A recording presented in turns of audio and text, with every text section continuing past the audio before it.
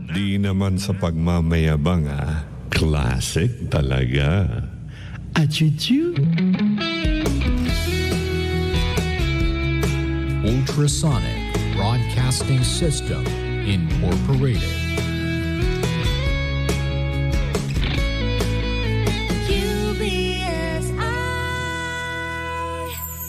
UBSI.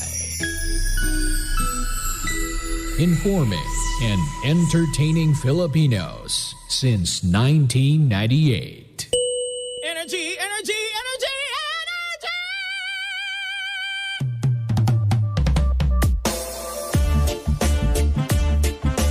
Classic talaga. Achuchu. Naka-energy na ba ang lahat?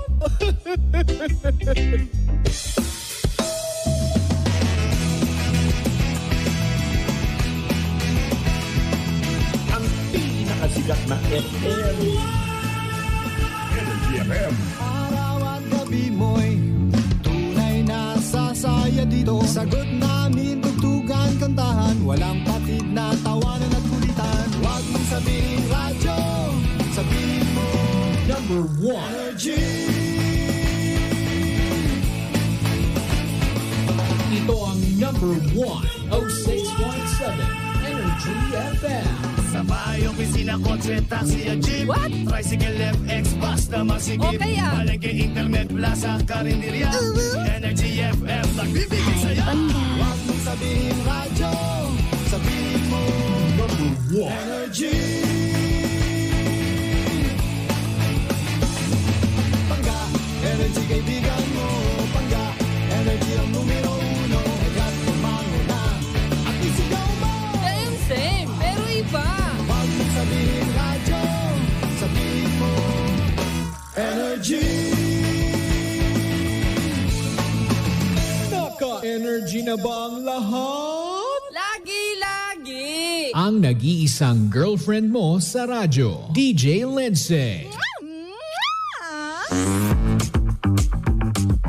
Ang pinakamakulit na girlfriend mo sa balat ng radyo. Isang magandang morning sa inyong lahat. Ako pa rin po nag-iisang girlfriend mo sa radio. My name is Lindsay. Makulit, pero may puso. Handang makinig sa mga kwento mo. Alam mo, feeling ko kailangan mo na siyang iwan kasi it doesn't make sense. Ang kwento sa lihim ng liham. Mahal kong Lindsay. Hi! Dito ko na lang po sasabihin ang lahat. Total, lagi mo namang sinasabi na trust your instinct bilang babae. Bago po ang lahat, ako nga po pala si Sandra. Dati po kasi may mga kutob na akong kakaiba tungkol sa partner ko. Buntis pa ako that time. At dahil nga ayaw ko siyang katabi matulog noon dahil pinaglilihian ko siya, magkaiba po kami ng higaan. Matutulog siya 12:00 na ng hating gabi. Ilang beses na nangyari yun noon. Kampante naman ako kasi magkasama na kami sa loob ng iisang bahay. Pero mali pala. Kasi isang gabi noon, magkatabi kaming natulog. Akala niya siguro tulog na ako. Pero nakikita ko na meron siyang kachat. Ang sabi pa, I can't sleep. Yun lang yung nabasa ko nung time na yun. At take note po ha, buntis ako sa magiging anak naming dalawa.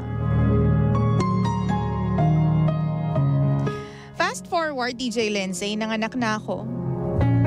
Ilang buwan pa lang yung anak namin nun. Eto na naman. Nahuli ko siyang may ka-chat na naman sa Discord. hindi taga Pilipinas, pero sobrang sakit lang kasi bakit niya kaya nagagawa yung mga ganong bagay? Sobrang aga pa nun at tulog pa sila pareho ng baby namin. At dahil nga parang meron akong kutob na tingnan yung cellphone niya, ang ginawa ko, kinuha ko yung telepono niya at una kong pinuntahan ay yung Discord application. Scroll ako ng scroll noon hanggang sa makarating ako sa pinakadulo na message. Doon may nakita na ako na pangalan ng mga babae. Nagsisend ng mga hubot-hubad na larawan sa kanya. Nabasa ko lahat ng conversations. May mga screenshot pa ako dati pero hindi ko na mahanap. Taga-ibang bansa sila pero iba yung epekto sa akin. Para kung binuhusan ng malamig na tubig. Pagkagising niya nun, dahil sa galit ko, nasampal ko agad siya. Dinedeny pa niya. Hindi raw siya yung kachat, pero kitang-kita mo natakot siya. Nauutal pa pag nagsasalita. Magmula noon, DJ Lindsay, akala ko wala na. Akala ko umiwas na. Kasi nahuli na eh. Pero fast forward ulit. Eto na. Eto na nga yung naikikwento ko na iniwan niya yung sing-sing kapag pumupunta siya sa trabaho. Tapos hindi niya ako ma-replyan agad kapag nasa work siya. Pero nare-replyan niya naman yung mga katrabaho niya. Akala ko naman kasi normal lang yung ganun kasi nga kasama niya sa trabaho. Pero yung mababasa mo na nagpapasama bumili ng merienda na silang dalawa lang. Tapos ang tawag sa kanya ng babae is B. Doon na talaga ako naiyak, DJ Lindsay. Kasi hindi naman siya ganun dati. Kasi dati, sobrang sweet niya sa akin. Sobrang maalaga siya sa amin ng anak niya. May kiss ako kada uwi. Tapos kapag aalis na siya papuntang trabaho, meron pang I love you. Di ko maintindihan kasi ginagawa ko naman lahat ng obligasyon ko bilang isang asawa sa kanya. Pinaghahanda ko siya ng almusal. Kada uuwi, minamasahe ko siya. Kapag day off niya at maglalaba ako, hindi ko siya binibigyan ng kahit anong gawain kasi nga rest day niya yon. Si baby lang yung libangan niya. Pero kahit ngayon, biglang nagbago. Kahit man lang sana kargahin niya yung anak namin na 2 years old pa lang, ayaw na rin niya. Baka raw mahulog niya. Ang dami-dami niyang rason. Kapag naman matutulog na kami at mag-uumpisa ng umiyak yung anak namin dahil nga maaga siya, ni hindi niya man lang maintindi.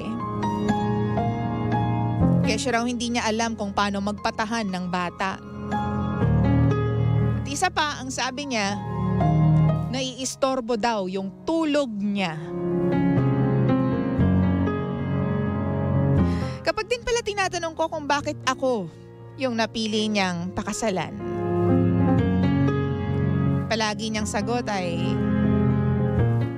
no choice naman ako eh. Kapag tinatanong ko kung maganda ba ako sa tuwing may lakad kami, sagot niya lang is, tumigil ka nga.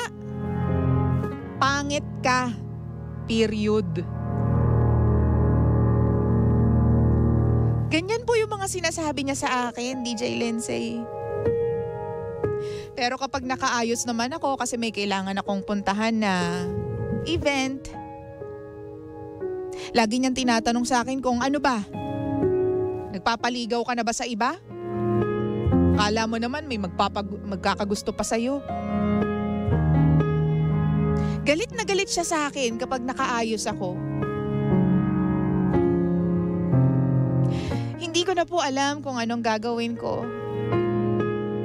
Umiiyak na lang ako tuwing gabi. Yung pong mga nagsasabi na kailangan ko na siyang iwan. Gustuhin ko man. May anak po kami.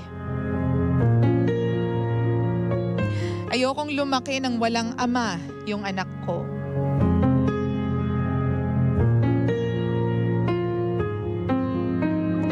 Nagbago naman po siya noon pero ewan ko lang ngayon.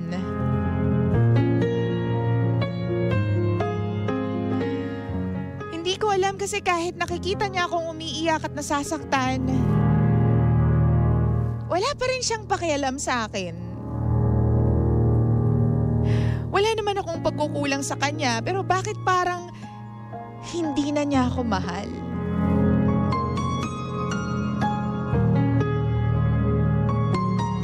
Gusto ko na po siyang kumprontahin. Pero natatakot ako na baka masaktan ko na naman siya. Ayaw niya rin po pala na iwanan ko siya. Kaya kapag sinasabi ko na iiwan ka na namin ng anak mo, ang sabi niya lang is iwan ko raw yung anak namin. At kahit ako raw, mauna na ako. Tulungan niyo naman po ako. Mahal ko siya pero sobrang sakit na.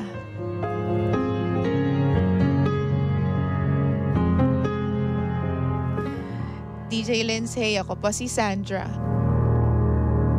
At ito ang lihim ng aking liham.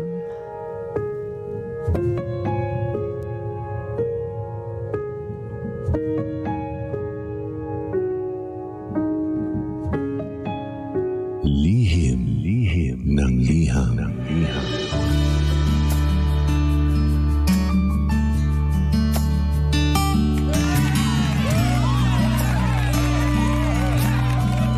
Hi, pagka oras natin 9:19 na po ng nagmamagandang umaga. Sandra! Hello! Oh, nasa kabilang linya si Sandra. Hello! Hindi siya caller for today's video. Letter sender natin siya. Nakakalungkot lang no na kapag hindi mo alam kung ano yung ginawa mong pagkakamali, bakit may biglang change of attitude towards you, yung partner mo, no? Hindi mo alam kung saan ka nagkulang, sumobra ka ba, ganyan. Bakit bigla na lang nagbabago? 'Di ba? Yung feelings para sa atin ng isang tao. Lalo na nung tao na nangako sa harap ng mga tao at sa harap ng Diyos na mamahalin ka habang buhay. Wow! Diba? Nakakalungkot yung ganyan.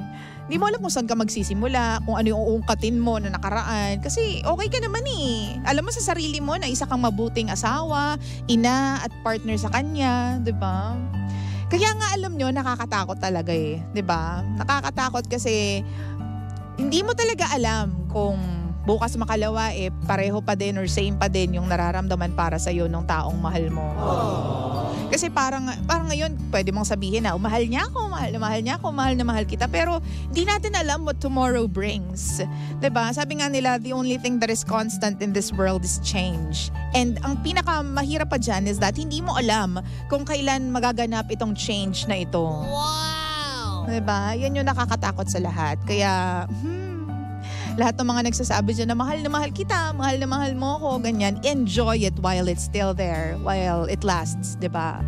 Ayan. Ano bang masasabi ninyo tungkol dito sa kwento po ni Sandra? Halika na, i-message mo na ako at puntahan mo ako sa Facebook, facebook.com/energyfm1067. Sabi ni Bianca Chanelli, baka na out of love si boy, na fall out of love si boy. Bakit? Ganun ba talaga kapag ang mga tao is lagi nang magkasama? Ganun ba talaga kapag nakatira na sa isang bahay? Biglang na-fall out of love na, nauumay na, ganyan. Kasi nakita mo na siya sa pinakapangit na itsura niya, di ba? Pero nakita mo na rin siya sa pinakamagandang itsura niya. Minsan, yun din yung kinakatakutan nating mga babae, no? At syempre naman yung mga, ewan ko lang kung yung mga lalaki natatakot din sa mga ganyan. Oo, yung tipong kapag, syempre pag nasa bahay ka lang, di ba, yung pinaka-relax na itsura mo, di ba, yung get up mo noon, minsan nga hindi ka pa nagtututbrush, hindi ka naliligo, ganyan. Kasi bahay nyo yun bahay mo yun. So kung ano yung pinaka-komportableng state mo, di ba, yun yung ganap mo. Pero off ba yun? For some, for some partners, ganyan, kakaloka. Sabi naman dito ni Vance, isang anino si kuya nakikita pero hindi na nararamdaman. Sabi naman ni Ate Faye Lara, dapat kausapin mo na yung asawa mo para magkaalaman na po agad. Oo. Diba napakahirap kasi ng ganyang sitwasyon. Yung hindi mo alam kung paano ka babawi sa kanya, hindi mo nga alam kung saan ka nagkulang. Ano yung pupunuin mo, hindi mo alam kung saan ka nagkulang, di ba? Ano yung babawasan mo, hindi mo nga alam kung saan ka sumobra. Di ba? Kasi ginawa mo naman lahat, pero siya yung na-fall out of love. Or isipin natin na maybe it is really a part of, relationship, no, or marriages. Na may mga times talaga na it will be boring. May mga times talaga na mawawala yung attraction, pero the love is still there. Pero kasi ang problema dito, nakikita kasi ni ate mong Sandra na merong ibang kachat yung asawa niya. Di ba? Yun yung pinakamasakit sa lahat. Buntis ka, tapos nakikita mo na merong ibang kachat sa ibang application yung asawa mo. Di ba? Di ba dapat nga, habang nagbubuntis ka, dalawa kayo, 'di ba, sa struggle na 'yan, sa challenge na 'yan. Alam naman nating lahat na hindi madali ang pagbubuntis, 'di ba? So dapat kung hindi mo man, kasi literally hindi mo naman talaga mararamdaman yung pain at paghihirap ng isang babae. Pero ano ba naman yung, 'di ba? Samahan mo siya, 'di ba? Gabayan mo siya, tulungan mo siya, 'di ba? Kapag buntis siya. Kung hindi mo man magawa yung lahat ng 'yon, at least bigyan mo na lang siya ng peace of mind, 'di ba? Na nandito lang ako, hindi ko alam kung anong pinagdadaanan mo, pero I'm here to support you. Hindi ako mambababae, tutulungan kita. Alam mo yung mga ganyang bagay. So hindi. Pinakamasakit dyan, di ba? Medyo selfish yung ibang lalaki sa ganyang parte. Kapag syempre hindi, di ba, hindi na ibibigay ng misis nila yung ibang mga pangangailangan nila bilang buntis nga. O sa iba maghahanap. Oo. Yan ang pinakamasakit sa lahat, no? Oo. Tapos ikaw bilang asawa ka, wala kang magagawa. Kasi asawa may kasal kayo Hindi kayo pwede maghiwalay. Kasi iisipin mo may anak kayo. So saan lalagay ang babae? Diba? Napakahirap po. Wow! Kaya kung kayo hindi pa kayo ready, no, sa mga ganyang responsibilidad bilang lalaki, huwag kayong pakasal ng pakasal. Diba? Minsan kasi parang joining the fad lang. Nakita mo na nagpakasal si ganito. Gusto mo na rin magpakasal kayo agad. Ay, nakakaloka. Diba? Pero kaya mo bang i-provide yung peace of mind sa asawa mo kapag hindi na madali ang lahat, di ba? Yan ang isang malaking question mark. Nakakaloka. Okay. Sabi naman po dito ni Naksu. Hay nako, grabe naman yan. Iwanan mo na yan. Huwag ka nang magpakamartir dyan sa ganyang lalaki. Ang martir, binabaril po sa luneta, baby girl, di ba? Hindi lang siya ang lalaki sa mundo. Tandaan mo yan, baby girl. Diba? Tapos ang sabi pa dito ni Jane Jerry, mukhang nasanay na yung lalaki na hindi ka katabi nung time na pinaglilihan mo siya and nakahanap siya ng paglilibangan na hindi maganda. I think doon nag-start na doon sa hindi kayo nagtatabi. But still, not an excuse to be a bad husband. Diba? Totoo naman yan. Kaya ako, alam mo, sobrang laki ng respeto ko sa mga lalaki, no, na sobrang straight, sobrang loyal, sobrang faithful sa mga asawa nila. Promise. Oo, sobrang laki ng respeto ko sa mga lalaki. Yung lalaki na kahit tumingin sa iba, hindi magawa. Tapos kahit, laging yun yung bukang bibig nila, yung asawa nila. Yung laging binibida yung asawa nila sa mga grupo-grupo, ganyan. Wow! Ay. Uy. Bakit ka ganyan? Diba? Hindi. Sa totoo lang, sabi pa dito ng mga pangga natin, si Alvin, ikakasal na ako this April, DJ Lindsay, and I promise na mamahalin ko ng habang buhay ang magiging asawa ko soon. Dapat lang, promise Alvin, i-promise mo yan. Diba?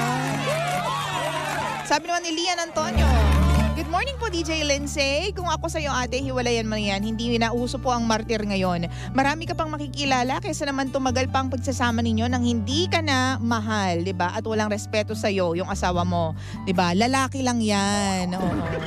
At saka ang pinakamasakit din dito, yung sabihan ka ng hindi ka maganda, pangit ka, di ba? Alam mo, matatanggap mo pa yung kapag halimbawa pinagtitripan ka ng mga kaibigan mo, yung tipong, ang itim mo, ganyan, ang taba mo, ganyan. Tapos pinagtitripan ka, yung alam mo yun, biruan ng mga magkakaibigan, ganyan. Pero once na yung asawa mo, nakisama na sa biro ng mga kaibigan ninyo, tapos sinabi rin, ang itim mo, ba't bang itim mo nga talaga? Ganyan. Oo nga, laki ng pisngi mo, bakit ka nga ba ganyan, no? Oo. Parang yun yung masakit, diba? Doon ka matutusok doon ka parang makukurot, diba? Na parang, huy, asawa kita, bakla, hindi kita barkada, baka gusto mong umayos. Diba? Siyempre, kapag asawa mo, gusto mo, ang sasabihin sa'yo is maganda ka, ganyan. Or kung hindi ka man maganda sa araw na yon, baby, lagi ka naman maganda. Pero parang may something lang sa itsura mo ngayon. Yung mga ganyang bagay, pero bakit parang nag-gain ka ng weight? Pero bakit parang parang umiitim ka, parang ganyan? Or bakit parang pumuputi ka yata? Hindi naman yun yung dating kulay mo. Yung mga ganyan. Siyempre kapag asawa, gusto mo, ikaw yung pinakamaganda sa paningin niya, di ba? Pero yung makisali sa kantsawan ng mga kaibigan na ang pangit mo, ganyan, masakit yon. More so, mas masakit kung wala namang asaran na nagaganap. Yung tinanong mo yung asawa mo kung maganda ba ako. Tapos ang sagot sa'yo, hindi, pangit ka, period. Di ba? Mas nakakadurog ng pagkababae yun. Diba? Kasi minsan may ganyan tayo mga babae, naglalambing tayo sa mga partners natin. You think I'm pretty, you think I'm beautiful, ganyan. Kasi ganyan ako Diba? Ganyan naman yung iba mga babae, ganyan naman talaga. Naglalambing ka sa jowa mo. Pero alam mo yun, pag sinabi ng partner mo sa'yo na hindi, pangit ka, period, sobrang nakaka-crush yun, napakasakit nun, diba? Mas masakit pa yun kung alam mo yung tipong ang daming nagsasabi sa'yo na ang ganda-ganda mo, ang daming nanliligaw sa'yo, ang daming pumoporma sa'yo, ang daming nagpaparamdam sa'yo.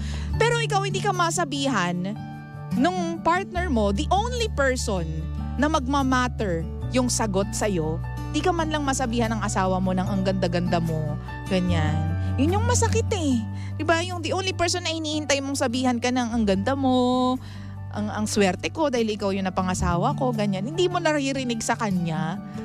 Grabe, di ba? Hirap maging babae, sa totoo lang. Ay, nako. Sabi naman ni Gary, nasisira na naman po kaming mga mabubuting lalaki. Hindi ko naman generalize. May mga lalaki lang, kaya nga sinasabi ko. May mga lalaki na ganyan. Sinasabi ko lang yung sitwasyon naming mga babae. Sabi naman po ni Juvie, good morning po DJ Lindsay. Pa-shoutout naman po sina Lot, Patrick, Rihanna, watching from Maligaya, Molino to Bacoor City. Hello po sa inyo dyan. Sabi naman ni Vance, red flag talaga siya kuya. Si kuya, hindi man lang niya na-consider yung physical change mo after ng panganganak mo. 'Di ba? Napaka ni kuya talaga. Napaka talaga, no? Hintayin nyo lang kapag nag-bounce back yan. Pag yan gumanda ng malala, ay, huyo ka sa akin. Wow! Diba? Sabi naman ni Gladys, hello, Preggy po ako. Hello, Preggy Nation.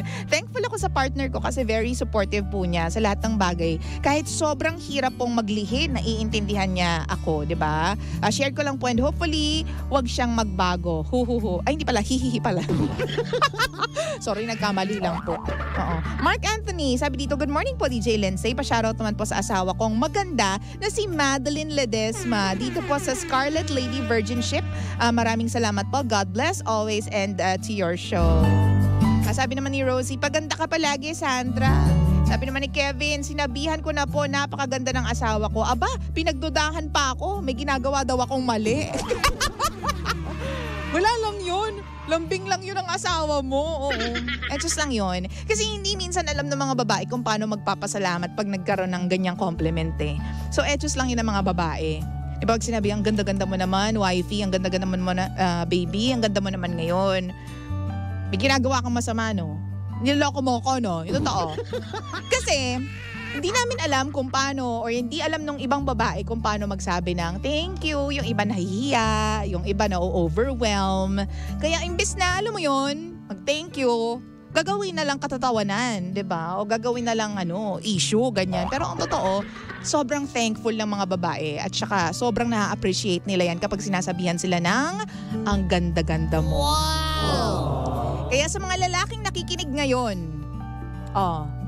this is the right moment. Sabihan nyo yung asawa ninyo, sabihan nyo yung ka-live-in ninyo, sabihan nyo yung girlfriend ninyo.